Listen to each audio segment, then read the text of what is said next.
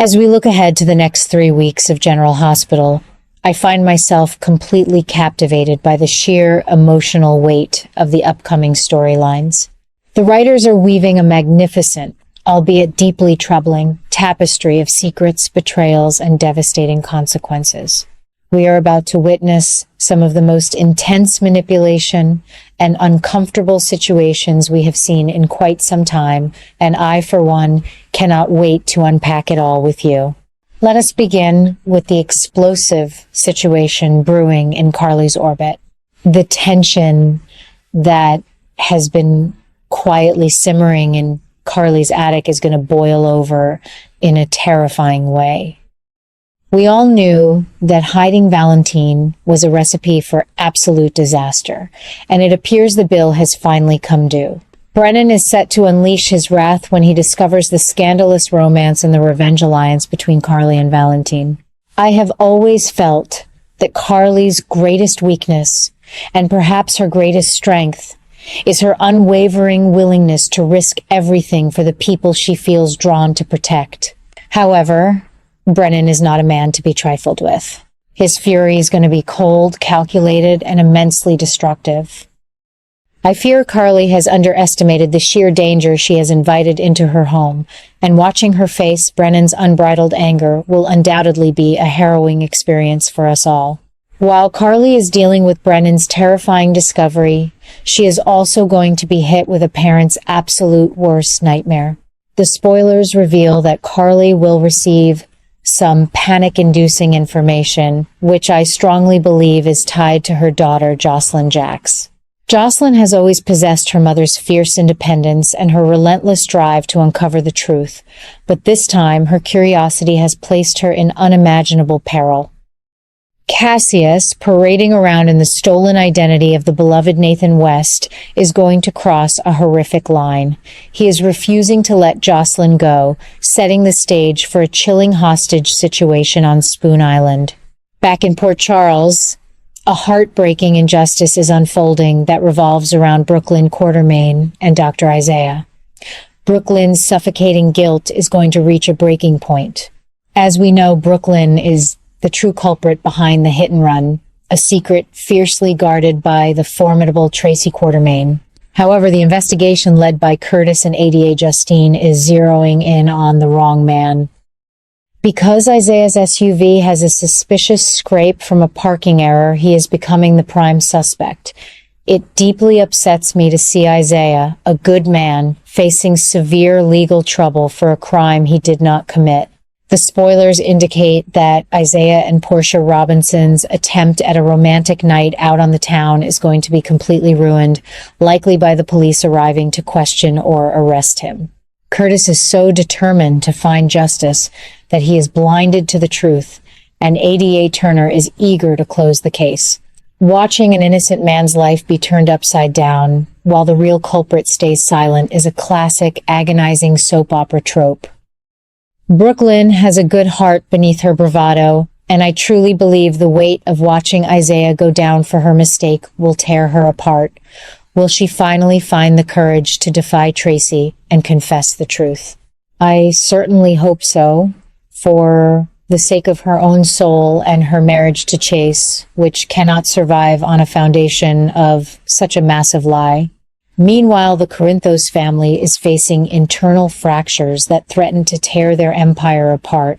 Sonny is about to experience a profound crisis of faith regarding his half-brother Rick Lansing. Ethan, who has recently returned to town with a darkness of his own, is going to provide Sonny with some deeply disturbing information about Rick. The dynamic between Sonny and Rick has always been a tragic, cyclical dance of trust and betrayal. As a longtime observer of their relationship, I always hope that they can find genuine peace, but history tells us otherwise. If Ethan's information proves that Rick is once again working against the family, Sonny's reaction will be swift and merciless. Sonny is slated to handle a difficult problem and execute a bold plan. When Sonny feels cornered or betrayed by his own blood, he operates with a terrifying clarity. I suspect his upcoming actions will send shockwaves through the entire syndicate. Yet, Sonny is not the only one facing a monumental crisis. Dante is about to be blindsided by a revelation that could shatter his entire world. The spoilers tease that Dante will be absolutely stunned by a massive secret. While it is entirely possible that the news of Jocelyn's disappearance will rock him, I cannot help but fear that the truth about his son Rocco is finally going to come to light. We know the agonizing secret. Rocco is the one who shot Cullum, and the ever-stoic Jason is prepared to take the fall to protect the boy. If Dante discovers this truth, the moral and emotional conflict will be agonizing to watch. Dante is a man of the law, a dedicated detective who believes in justice, but he is also a fiercely loving father. How does a man reconcile his duty to the badge with his primal instinct to protect his child from a life-altering tragedy? Furthermore, how will he react to learning that Lulu and Jason conspired to keep this from him? The betrayal he will feel, compounded by his terror for Rocco's future, is going to be a masterclass in emotional storytelling. I ache for Dante, as there are simply no easy answers in this devastating situation.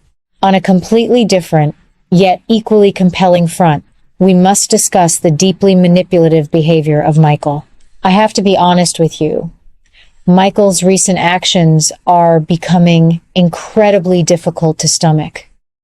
He is setting a calculated trap designed to push his ex-wife Willow directly into the arms of Chase. By orchestrating a scenario that forces Willow and Chase into a clandestine, uncomfortable proximity, Michael is playing a very dangerous game with people's hearts. We all remember the profound, tender love that Willow and Chase once shared.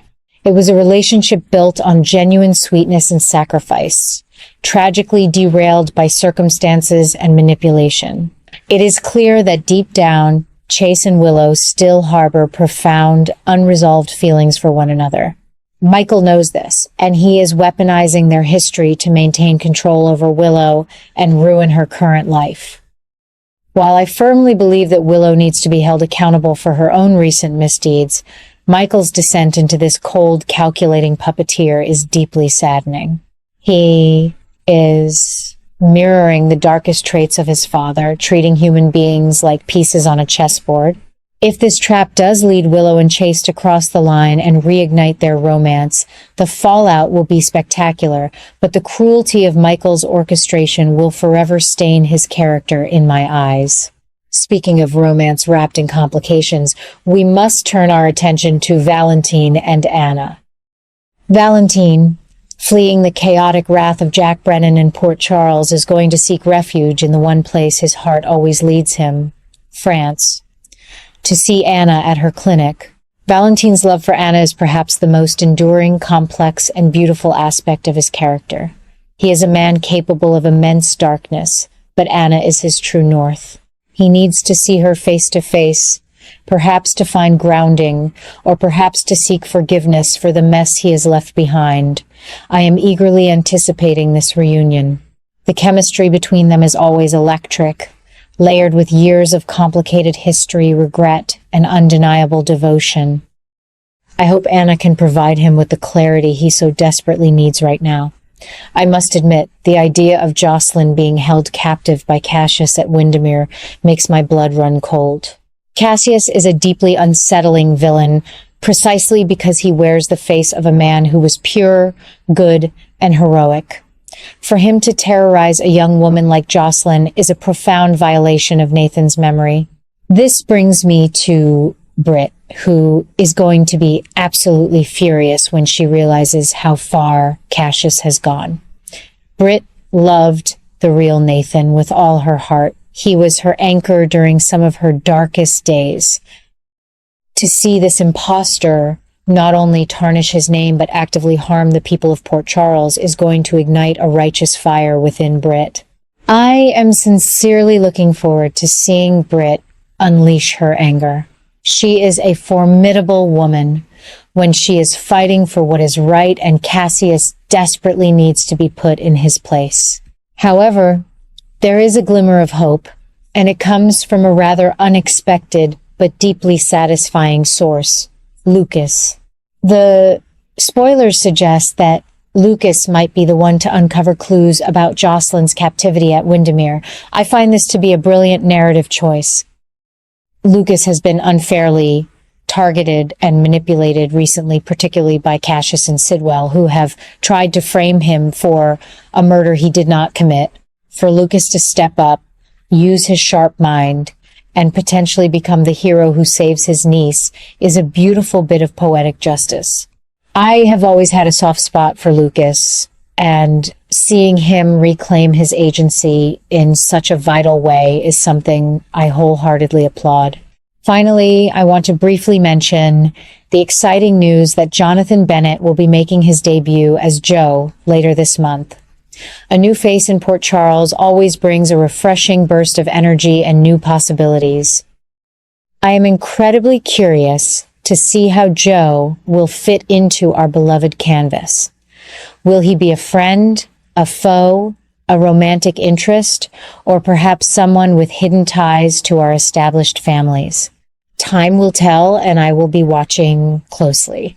In conclusion, the next 3 weeks of General Hospital promise to be an emotional roller coaster of the highest order.